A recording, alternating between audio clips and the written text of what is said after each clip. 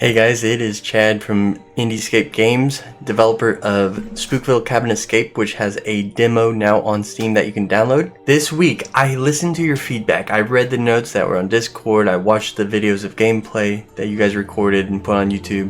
I watched some streamers play, and the feedback was spectacular. It just thrilled us. We sat in bed, we casted the streamers up, the YouTube videos up on our TV in our bedroom, and we watched you, the players, play our game, listening to the feedback, writing down notes, and I'm excited to push out some updates based on some user-requested enhancements, some bug fixes, and I really want to make this a routine.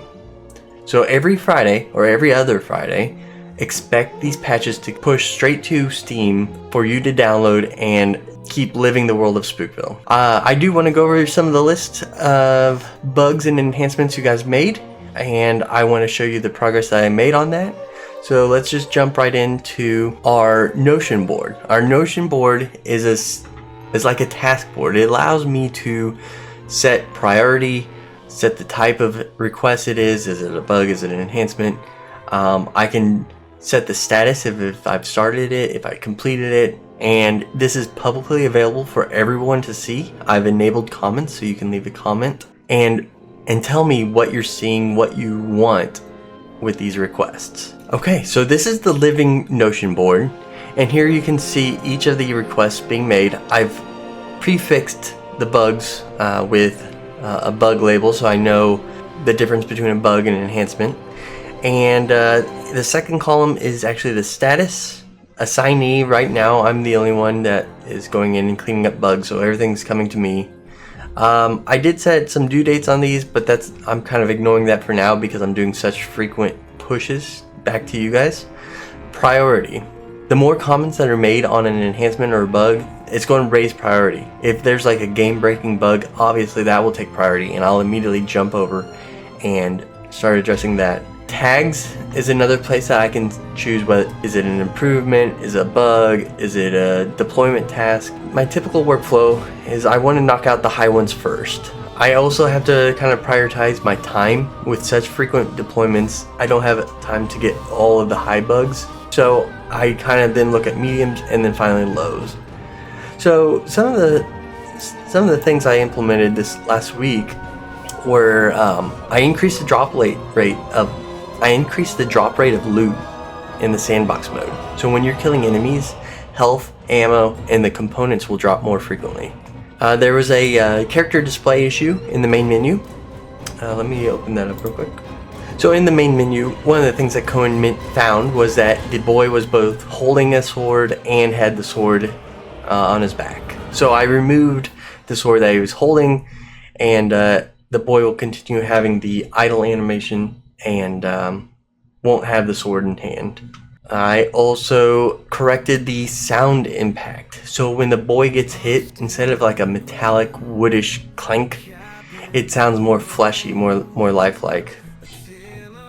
I added a music volume slider in the settings menu.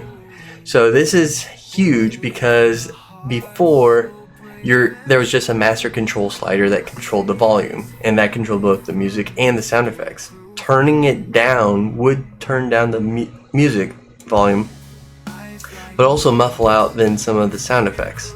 So now they're independent. You can turn down the music without turning down the sound effects. A request was made to vary the amount of damage by enemy type. So without going into too much details, you will see different damage being dealt to the player based on what type of enemy it is.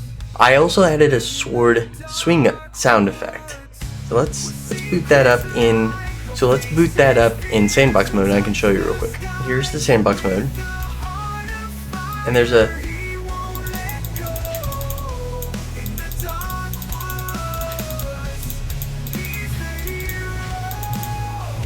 just a real nice swoosh sound effect as he swings a sword, and I think it makes a big difference with the feel of the game. And a big bug / improvement was made. Before, when killing enemies, they would drop sometimes ammunition for the dart. You had to have the dart equipped to pick this ammo up before it expired and got destroyed. that caused some major confusion, especially if you were out of ammo completely and you're running around using the sword. You'd have to switch to an empty gun, collect it, and then continue shooting.